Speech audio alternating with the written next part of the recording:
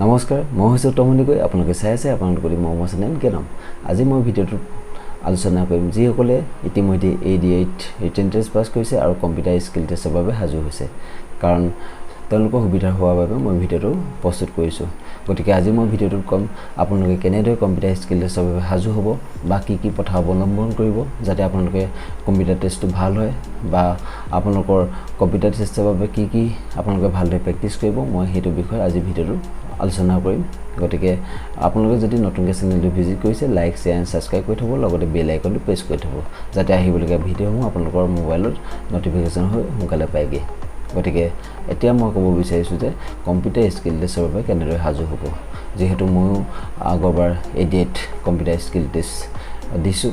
গতিকে আপোনালোকে কেনেদৰেনো সাজু হ'ব মই তাৰ বিষয়ে অলপ ক'ব বিচাৰিছো এই ভিডিওটোত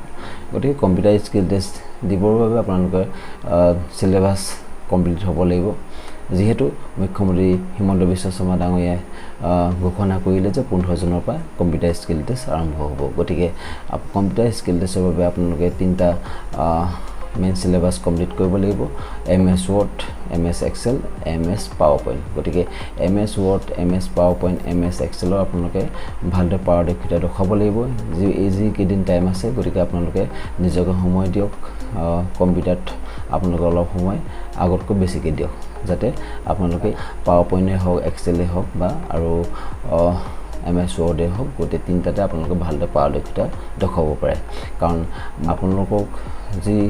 সিলেবাস দিছে গতিকে সেই সিলেবাসৰ মতে আপোনালোকৰ কোৱেশ্চন পেপাৰ প্ৰত্যেক দিনা বেলেগ হ'ব বা প্ৰতিটো আগবেলা হওক বা পিছবেলা হওক প্ৰতিটো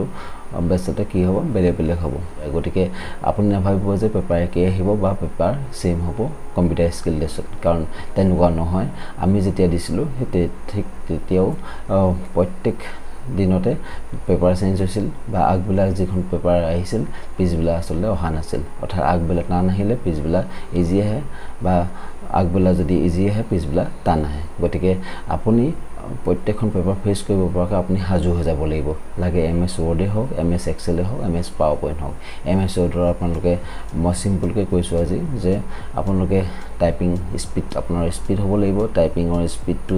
আপোনাৰ হাতৰ আঙুলি বেছি চলিব লাগিব যাতে আপুনি MS Word টো সোনকালে পেছেজটা দিলে বা আপোনালোকৰ হাতৰ স্পিডটো ভাল হ'ব লাগিব Excel বা PowerPoint আপোনালোকৰ ফৰ্মুলাখিনি মনত থাকিব লাগিব গতিকে সিলেবাস কমপ্লিট কৰিব হলে আসলে ওপৰপা চাবলৈ গ'লে MS Word Excel PowerPoint easy হয় কিন্তু আপোনালোকৰ এক্সাম যেহেতু কম্পিউটাৰ স্কিল টেষ্ট যেহেতু গতিকে আপোনালোকে বহুত সাজু হৈ যাব লাগিব বহুত আপোনালোকে প্ৰেক্টিছ কৰিব লাগিব যাতে ভালদৰে কম্পিউটাৰ টেষ্টত উত্তীৰ্ণ হ'ব পাৰে কাৰণ কম্পিউটাৰ স্কিল টেষ্টটো এবাৰ বেয়া হৈ যোৱাৰ লগে লগে আপোনালোকে ভাল মাৰ্কছ থাকিও আপোনালোকে চাকৰি পাবলৈ সক্ষম হ'ব গতিকে এটা যদি চৰকাৰী চাকৰি পাবলৈ সপোন আছে যেহেতু ইমান দূৰ অতিক্ৰম কৰিলে গতিকে অলপ এইকেইদিন আপোনালোকে ভালদৰে প্ৰেক্টিছ কৰক MS Word MS Excel MS PowerPoint যেহেতু সিলেবাস আপোনালোকক দি থোৱা আছে গতিকে সিলেবাসৰ মতে আপোনালোকে ভালদৰে প্ৰেক্টিছ কৰক আপোনালোকৰ স্পিড বহক যাতে আপোনালোকে কম্পিউটাৰ স্কিল টেষ্টত যিখন পেপাৰ দিয়ে ফেচ কৰিব পাৰে গতিকে মই আপোনালোকক